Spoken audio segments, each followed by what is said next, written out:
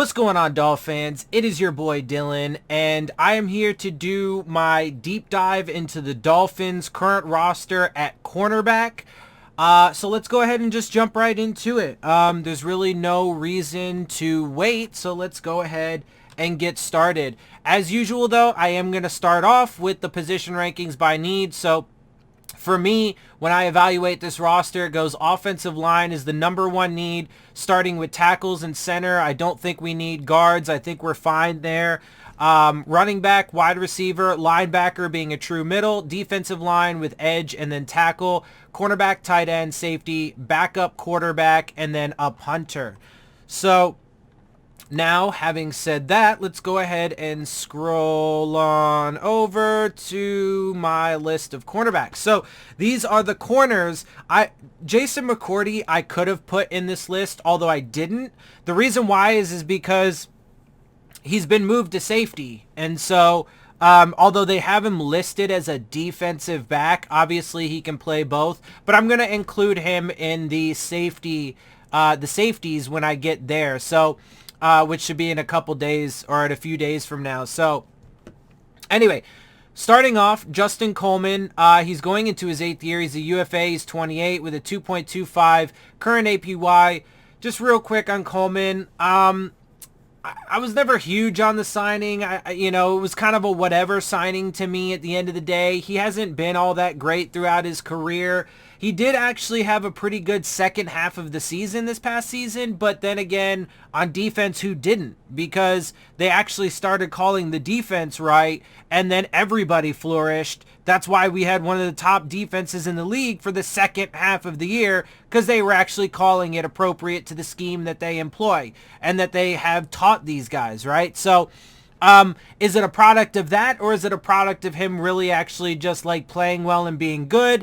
I think it's probably a little bit more the scheme than, him as a player, but I guess if he was in training camp, I wouldn't care, but not really a guy I'm super worried about. Measurables combine, undrafted in 15, 7 years in, starting with the Patriots in 15 to 16, 17 to 18 with the Seahawks, 19 to 20 with the Lions, and 2021 to present with us. 95 games played, 33 started, 3,658 snaps, 522.6 per year, 238 total tackles, 34 per, 187 solo, 26.7, 51 assisted, 3.7, 6 tackles for loss, 0.9, 5 quarterback hits, 0.7 per year, 6 interceptions, 0.9, 4 forced fumbles and 4 fumble recoveries, 0.6 per year each, 44 passes defensed, 6.3, 3 touchdowns, 0.4 per year. And in 2021, he played in 16 games, started for 371 snaps, 27 total tackles, 20 solo, 7 assisted, 1 tackle for loss, 2 interceptions, and 3 passes defensed. And he is a Super Bowl champion, Super Bowl 51 and 16, which of course is with the Patriots. So there you have it. And of course, we take a quick look at his grades. Hasn't been graded out particularly well. 17 looks like probably his best, most consistent year. But other than that, like I said, he hasn't really done much in the league, hasn't really done much for us. I wouldn't really care if he was gone. And he is kind of an older guy. He's not very expensive, but maybe at least with this next guy on the list, Javaris Davis, he's younger and cheaper. He's not, what was he? 2.25 million and 28 years old. So this guy's 3 years younger and significantly cheaper. So, if I was going to have to decide between either, I'm not like, Javaris Davis is kind of whatever to me too at the end of the day. But if I had to choose between the two of them, I'd go with the younger, cheaper option. He's going into his 3rd year, 705,000 current APY, measurables combine, undrafted in 2020, 2 years in, starting with a little bit of time with the Chiefs, then came to us 2021 to present, 1 game played, 10 snaps, 5 per year, 2 total tackles, 2 solo, 1 pass defense, right? So really hasn't even gotten much playing time so far in his young career, but he is, a young guy that potentially would have some upside and stuff. This past season, 1 game played, 10 snaps, 2 total, 2 solo. Obviously got all of his career statistics from this past season with us. and not really much in his grading, obviously, because he didn't play any snaps in 2020 and didn't even get a run or a pass rush grade this year on his 10 snaps. It was just coverage for those 10 snaps. So anyway, not much to talk about there. Kind of some nobodies to start off, this list. But then, of course, we moved to Xavier Howard, who has been a star for us. And just real quick, let me say this. With J.C. Jackson not getting tagged or a contract extension. Oh, wait. Who was it? Harold Landry, by the way, I wanted to mention this. I wanted to make sure to put this in because I talked about Harold Landry in my defensive line video yesterday, and there was some talk on Twitter about maybe him being a target for the Dolphins since they didn't franchise tag him. But they didn't franchise tag him because they gave him a 5-year contract extension. So Harold Landry is officially off the board. He is staying with the Titans. So he is no longer going to be a target unless you wanted to trade for him, but I mean, that's probably not going to happen. So anyway, moving back, Xavier Howard. Now, back to what I was saying with that. With J.C. Jackson not getting tagged or a contract extension with New England and him becoming a free agent, to me, this is super simple. Sorry, Byron Jones. You're out of here. You were a flow guy anyway. You're super expensive. We can, probably pay that or maybe even less to J.C. Jackson on a per year basis. And to pair him with Xavier Howard out there on the edges, oh my God, because he's basically just a little bit younger version of Xavier Howard. Howard's still 28, so you can still get probably another 2-3 good years out of Howard if you make him happy. Give him a 3-year contract extension that gives him the kind of money and stuff that he wants. Maybe you will be able to pay J.C. Jackson a little bit less, although you have tons of money and you will have plenty of opportunities and ways to cut cap space or to create cap space, especially if you clear, we'll get to Byron Jones, but he's got a slightly higher APY or cap hit than Xavier Howard. Byron Jones is the number 1 highest paid player on this roster as of right now. Howard is number 2, but obviously you clear that off the books and then you figure out whatever for J.C. Jackson. They could make that work. To me, it's super simple, bro. Bye to Byron Jones. Hello, J.C. Jackson. We will give you, whatever. We'll give you whatever, bro. And, come here and you pair up with Xavier Howard. Yes, we're still going to have, 2 of the highest paid fucking corners in the league. That's true. But we have that now. And J.C. Jackson is a clear upgrade over Byron Jones. It's not even close. So to me, that would be super easy. They are apparently talking to Xavier Howard, although I've heard that he wants quite a bit, which would be a little bit bump. Although, honestly, a couple years down the road and with as much money as they do have now and with the way you can structure contracts, it wouldn't even really be that much more. He's asking for, from what I'm hearing, a few million more than the current 16 million. So you think you guys could probably figure out about what it is. But, just do it, bro. Give it to him. Xavier Howard is a fucking boss, and he's going to continue to be a boss when he's on the, each and every year. So, and we want to keep him here, bro, like we drafted him, etc. All right, you get the point. Pair J.C. Jackson with him, too. Bye-bye Byron Jones. Get Jackson, and you're fucking rolling at the corner position. And then with those young safeties, the secondary, bro, is going to be nasty. And then our defensive line, if you find a way to keep Agba, defensive line's going to be nasty this next year. And then, maybe find another younger, cheaper pass rusher that actually has some potential and can produce for you, since we only technically have 2, per the Dolphins roster, only 2 edge rushers. But you see what I'm saying? And then you fix the middle linebacker position, bro. Defense is done. Especially if you can somehow luck into getting Nakobe Dean in the first round. My dude, defense is done. And then, it's offense there from the rest of the way. And I think Mike McDaniel is going to be, especially with what the early signs are, with what they're going to do in free agency and the draft and stuff. So I'm liking it so far. That's what I would do. Measurables, combine, pro day for Howard. He was a round 2 pick, and especially the production we've gotten out of him for a round 2 pick. 38 overall, 2016. By the way, tomorrow is going to be my video for free agent corners, so we will talk about J.C. Jackson again because he actually happens to be the first guy on the list. 6 years in, all with us. 72 games played, 71 started, 4,631 snaps, 771.8 snaps per year. So I get it. Earlier on in his career, he had some knee issues, but so far, or recently, and when you look at the totality of his career, he actually has managed to stay on the field for pretty much all of it. And this year, he did play through some injuries, right? So, the injury, unless he has another significant injury like this upcoming season, you know, the injury concerns are not really a big deal right now with Xavier Howard. He actually has managed to stay on the field when you look at the totality of his career and more in particular, the recent years, the past 2 seasons, right? So that's good stuff. 241 total tackles, 40.2 per year, 187 solo, 31.2, 54 assisted, 9, 6 tackles for loss, 1, 2 quarterback hits, 0.3, 2 sacks, 0.3. Obviously doesn't get a lot of production there in those last 2 categories because that's not who he is as a corner. But J.C. Jackson doesn't do a ton of that either because he's more of a, you know, similar, like I said, he's just a slightly younger version of Xavier Howard basically. But when you put their turnover production together, oh my god, dude, it doesn't matter which side of the field you'd be throwing at, we'd be picking that shit off all day, bro. Howard and Jackson together, oh my god, with fucking Holland and Jones at safety, oh my god, bro, that would be such a turnover fucking machine in the secondary, bro. It would be nasty. Anyway, 27 interceptions, 4.5 per year, 4 forced fumbles, 0.7, 3 recoveries, 0.5, with 71 passes defensed. So you're going to get 11.8 out of him per year, 3 touchdowns, 0.5 per year.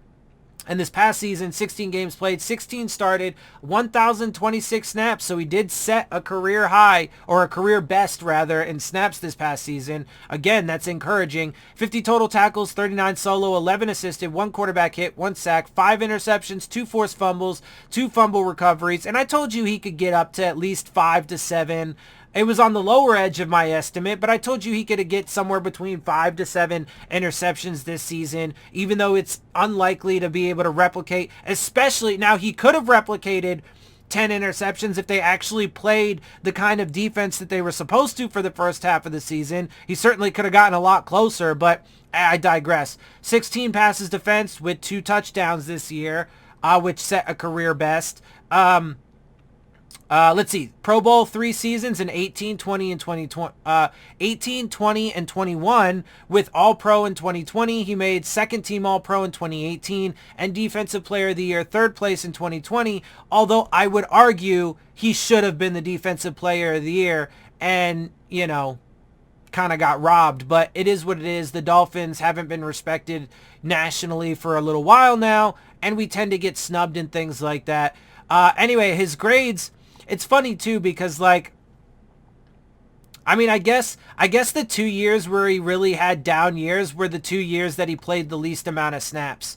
So otherwise, he's been pretty damn good. Like, in his high volume years, he's been pretty fucking good, except for pass rush, but you don't expect Xavier Howard to be all that great in pass rush, so you kind of don't even really worry about that, right? But been good. And like I said, over the past couple seasons, he has been on the field, and in general, for most of the time, with 4 out of 6 of his seasons with the Dolphins, he has been on the field pretty much the entire time. So there you have it.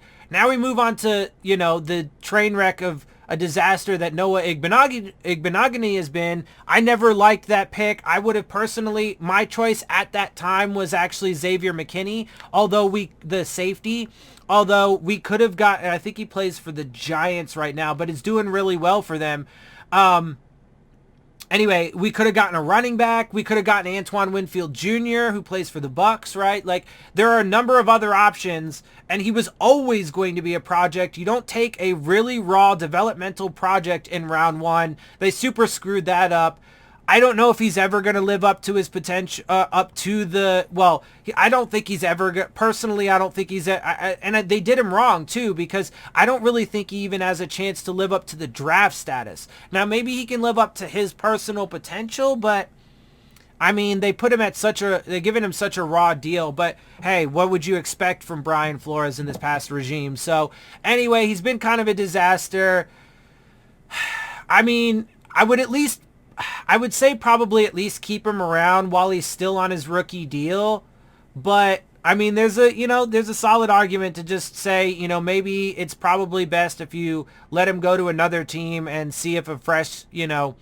But then again, we do also have Pat Surtain and Sam Madison now in the building, so maybe they could work their magic with him, and maybe they could get something out of him. So he is going into his third year. He is still really young, 22, with a $3 million current cap hit. Measurables, combine, pro day, round 1 pick in 2020, 30 overall, 2 years in, all with us. 23 games played, 3 started, 365 snaps, only 182.5 per year. This is defensive snaps, though, because I left special teams out. So his snap count would be a lot higher. Well, a decent amount higher if I included that. But I only wanted to go with, the side of the ball that these players generally play on. Tackles, 19 total tackles for his career, 9.5 per year, 17 solo, 8.5, 2 assisted, 1 per year, 2 fumble recoveries, 1 per year, 2 passes defense, 1 per year, 7 games played, 1 started this past season with 78 snaps, 6 total tackles, 6 solo, and obviously has not been graded very well so far in his time with the Dolphins. Byron Jones going into his 8th year, he's 29, 16.4. He's got a little bit more than Xavier Howard. And like I said, bro, I would love to see them get rid of Byron Jones, bring in JC Jackson, because it's not even comparable. Like, Xavier Howard he's got 1 year less in the league, right? Byron Jones has been in 1 year longer and has way worse production. Way worse production. The one thing that he has a edge over him is that he's been on the field a little bit more on a per year basis, but that's not something that would take the edge for me in a head-to-head matchup. Xavier Howard's production, especially because Byron Jones was a first-round pick, and the kind of production you get out of Howard for a second-round pick is light years better. Like, it's not even comparable. So again, real quick, so career games, he's got 109, 103 started. Let's see real quick. Howard had what? Has what? So he's got 72, 71, 4,631 snaps, 771.8 per year. To Byron Jones is 6,490 per year, 490 total, 927.1 per year. Okay, he's got the edge there, but 444 total tackles, 63.4 per year, 345 solo, 49.3, 99 assisted, 14.1, 11 tackles for loss, 1.6, 3 quarterback hits, 0.4, right? Doesn't even have any sacks, whereas Xavier Howard is 241, let's look at the per year, 40.2, 31.99. So, and when it comes to his tackles, he's pretty close. He's got more sacks than Byron Jones, pretty similar in all these tackles categories, but then it's night and day when it comes to turnovers and even passes defense. So Xavier Howard has 27 interceptions in 6 years, which is 4.5 per year. Byron Jones has a whopping 4 interceptions in 7 years. That's 0.6 per year. He doesn't have any fumble recoveries. Okay. He's got 5 forced fumbles, which is 0.7 per year, to Xavier Howard's 4. So Howard only has 1 less, but he does have 3 fumble recoveries. Howard has 71 passes defensed, 11.8 per year, to Byron Jones's 57, 8.1. So he's even better at being the lockdown corner, right? Like, not to mention, he has 1 touchdown. Xavier Howard has 3, I think, in his career. Yeah, 3. So, I mean, come on, bro. Like, he even gives you more points. Like, it's not even close. It's night and day. But anyway, I digress again. We move on. So, there you have it. He played in 16 games, started 16, 976 snaps, 58 total tackles, 47 solo, 11 assisted, 1 forced fumble, 16 passes defense. And you look at the you look at the 2021 stats, right? So, 58, 47, 11 to... let's see, 50, 39 and 11, so basically the same thing, but he gave you a quarterback hit and a sack, whereas Byron Jones didn't give you that, right? Byron Jones gave you 1 forced fumble in 2021. Xavier Howard gave you 2 forced fumbles with 2 fumble recoveries, 5 interceptions. Byron Jones didn't give you any interceptions, okay? Xavier Howard had 6 more passes defense than Byron Jones with the 2 touchdowns. Byron Jones had the 10 passes defense, 6 less, and no touchdowns. I mean, it's not even close, bro. He did make the Pro Bowl in 2018 with a second team All-Pro, and he's had decent grades. He's been all right. But that's the thing. I think he's just an all right corner. And he relies heavily on safety help over the top. He relies heavily on having a Xavier Howard on the other side. Like, I think he's definitely super overrated, especially for his draft status. When you compare him to Howard, like, it's not even close, bro. It's not even close. And they shouldn't be paid anywhere near the same either. When you look at their production matchup, the head-to-head production, bro, and value for their draft status. Like, it's not even close. Anyway, Nick Needham, this is a guy I think that they should bring back. Now, my only real big critiques with Nick Needham was really earlier on in his career, his first couple seasons, he was getting a lot of penalties, but he does seem to have cleaned that up quite a bit. He is going into his 4th year. He is an RFA, 25. He is cheap. I definitely think they should sign him to at least a 2 or 3 year deal and, you know, kind of lock him up for the next few seasons. He's great in that lineup as a slot corner or mixing in occasionally on the boundary, or depending on what the package is. If you're, you know, if you're heavy in the secondary with the package that you're running on a certain play, then throw him in there. I think he's been great. Measurables pro day. He's undrafted in 19, especially for a guy undrafted. 3 years in, all with us, 45 games played, 22 started, 1,966 snaps, 655.3 per year, 171 total tackles, 57, 125 solo, 41.7, 46 assisted, 15.3, 3 tackles for loss, 1 per year, 6 quarterback hits, 2, 3 sacks, 1 per year, 6. I mean, he gives you better production than Byron Jones, bro. Like, I mean, turnover production's better. He's got more sacks. Like, he's close in the passes defensed. He's got the same amount of touchdowns to his career. I mean, and he's played in way less games, 3 years. Like, Byron Jones is definitely overrated, bro. Like, I don't even see how there's an argument for it. Anyway, whatever. I mean, and I'm not even trying to hate on him. Like, I just think that they were stupid to pay him that kind of money. He was never worth that kind of money. He was never worth being paid as a top, because when they gave him, he was the richest cornerback. It was short-lived, but he was the richest cornerback in the league for a short period of time until, you know, Jalen Ramsey and a couple other guys came through with new deals. But, like, I mean, it's just, and the problems that it created with your best player, Xavier Howard, it was just, none of that was worth it, bro.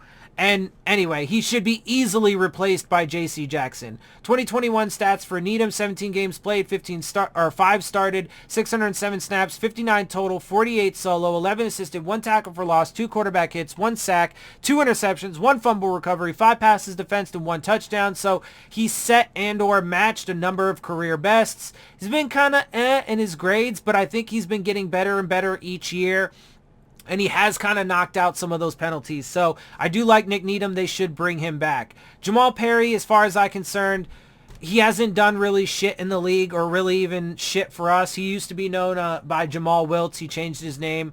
4 years in, he's an RFA, 27. He is cheap, though. Couldn't find anything for Combine Pro Days, so you just have his real height and weight here. Undrafted in 17, 5 years in. Started with the Eagles 17 to 18, 19 to present. I'd be fine with them letting him go, but I'm kind of indifferent. I guess if they brought him into training camp, whatever. But I think you can find a pretty easy upgrade over him. I don't think he's very good, especially because we have a number of guys on the roster. 31 games played, 7 started, 741 snaps, 148.2 per year, 86 total tackles, 17.2, 57 solo, 11.4, 29 assisted, 5.8, 2 tackles for loss, 0.4, 1 interception, 0.2, and 7 passes defense, 1.4 per year. Only played in 4 games this season, 3 snaps, 2 tackles, 2 solo, 2 total, 2 solo. And obviously, as you can see here, hasn't been graded out very well. Didn't get any snaps in his first 2 seasons. Like I said, Trill Williams, the next guy on this list. Younger, even a little cheaper, $25,000 less cheaper. I would much rather see what Trill Williams has over Jamal Perry, 100%. You could totally let Jamal Perry go. See what Trill Williams gives. Allow him to take Jamal Perry's spot on the roster.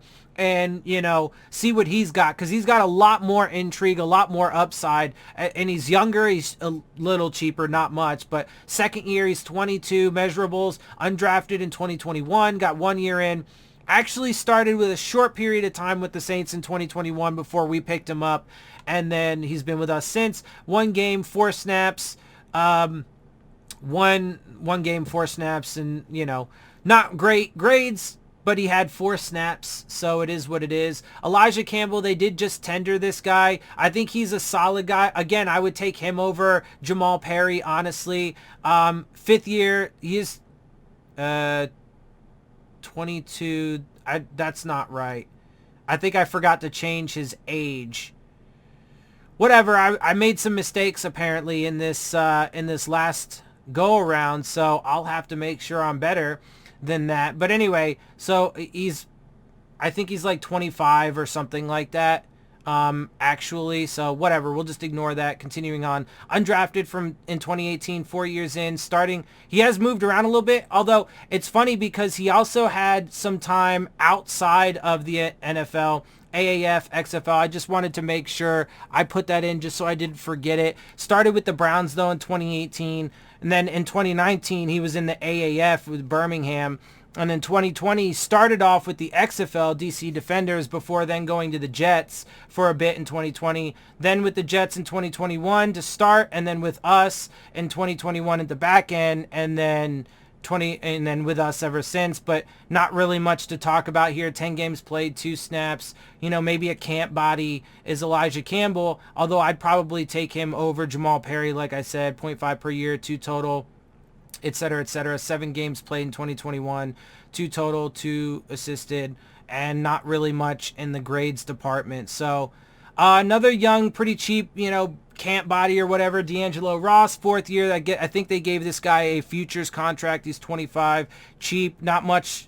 You know, a lot of these guys, there's not much on. So there's really not much to talk about. Undrafted in 19, 3 years in with the Patriots from 19 to 2021. And then with us, we just picked him up like in the off season. So 3 games, 1 started, 60 snaps, 20 per year. 3 total tackles, 1 per year, 2 solo, 0.7, 1 assisted, 0.3, and, you know, I mean, set some career highs, but some career bests or whatever in 2021, but that's not really saying much because the bar was really low, obviously. 3 games, 1 started, 60 snaps, 3 total tackles, 2 solo, 1 assisted, and he, you know, these are his grades, kind of okay. Didn't get grades for 19 and 20, so it is what it is. Quincy Wilson, I think this is another guy they gave a reserve futures contract. Another pretty young, you know, developmental guy, camp body, pretty cheap. Measurables combine, round 2 pick though in 2017, 46 overall, 5 years in, starting with the Colts, 17 to 19. There's a little bit more on this guy, but not really that much. 2020 with the Jets, 2021 to present with us, 32 games, 11 started, 985 snaps, 197 per year, 62 total tackles, 12.4, 49 solo, 9.8, 13 assisted, 2.6, 3 tackles for loss, 0.6, 2 interceptions, 0.4, 1 fumble recovery, 0.2, 8 passes defense, 1.6. Didn't actually take any snaps, though, in 2021, and so doesn't have any grades. Only 25 the year before, not much. And his best years were his first 2 in 2017 and 2018. So these last few guys on this list, not really much to talk about. Probably just camp bodies, if we're being honest, you know. And we'll just see if they're the, you know, developmental guys that we can maybe, you know, get something out of. Probably play special teams if they make the roster, be on the back end as depth options, right? So we'll see how all that plays out. And but yeah, I mean, I think if you go in at corner, and you know, this is leaving safeties out, I'd love to see them pick up Jackson, get rid of Jones. And ideal situation, you have Howard and Jackson as your top 2 guys, which is pretty special, especially when then you pair in those safeties. But then you have guys like, you know, Nick Needham and Trill Williams as backups to those guys. You know, maybe throw in Elijah Campbell, right? Or even Justin Coleman. like, I think you got a pretty solid cornerback room at that point, and you can be good to go. Let some of those other guys that are not as good, you know, on the chopping block, you know, at the end of the cut down period in training camp or whatever. But I think you're pretty solid there, especially if they do. I mean, if they don't, though, if they end up sticking with Byron Jones and don't get JC. Now, if they bring in JC Jackson, they're going to have to get rid of one of those two guys. They're not going to be able to keep both Xavier Howard and Byron Jones and JC Jackson. That's just going to be way too much money invested into that one position. So among three players. So you'd have to get rid of one of either Xavier Howard or Byron Jones. I think the clear and obvious answer is Byron Jones. Because J.C. Jackson is the clear upgrade, but he's, you know, similar. He's a very similar, like I said, basically a younger carbon copy of Howard. So, and they're both elite players at their positions. So, I mean, that would just be a phenomenal pairing. And then, like I said, those guys behind him, Nick Needham, Trill Williams, Justin Coleman, whatever, that would be a cornerback room that I would love to see, especially with Sam Madison and Pat Surtain coaching those guys. And then obviously you throw in Noah Igbenogany just because he's a first-round draft pick a couple years ago. But I think that cornerback room is pretty good at that point, bro. So anyway, that's going to wrap it up. Tomorrow will be the free agent version of the cornerbacks. So we will talk about this a little bit more, including JC Jackson. So look out for that. But I am going to wrap this up. And before I do, though, make sure you check out the Rave On Sports App, the new fan-driven sports app for all of your sports, whether it be basketball, baseball, football, college, whatever you like, they got it, and they are looking to enhance your game day experience with live play-by-play coverage, live chats with other fans, and content creators like myself, while also providing you with an arena to dispute the terrible officiating. So make sure you look for the links to that in the description box. And with that, I'm going to get out of here. I hope you guys appreciate my perspective. If you do, make sure you hit the subscribe button, make sure you hit the like button, make sure you hit the bell if you want to get the alerts. Share my channel and videos with your friends and family. Leave your questions, comments, and concerns down in the comment section. And of course, as always, follow me on Twitter at DillonTartaro, as well as on Instagram at Dolphins_with_Dillon. And with that, I am out. I'll see y'all soon. Fins up. 7 seconds left. Tannehill will throw it. And this will end it after the shuttle. Miami runs around. Circling. Look out. Gronkowski. Did not mean it. Touchdown.